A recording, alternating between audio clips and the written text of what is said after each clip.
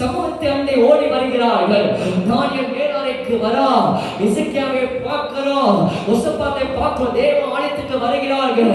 இந்த யாக்கோப்பை பார்க்கிறோம், ஐயோ பெத்தலுக்கு கடந்து வருகிறார்கள். இவரெல்லாம் அறிந்திருக்கிறார்கள்.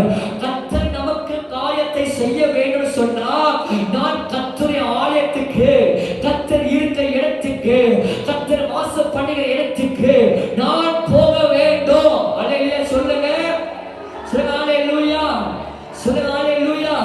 காரணம் யாக்கோபு 4:8 சொல்லுகிறது, தேவனிடத்தில் நீ சேர்ந்தால் அப்போது கர்த்தர் உங்களிடத்தில் அவர் சேருவார்.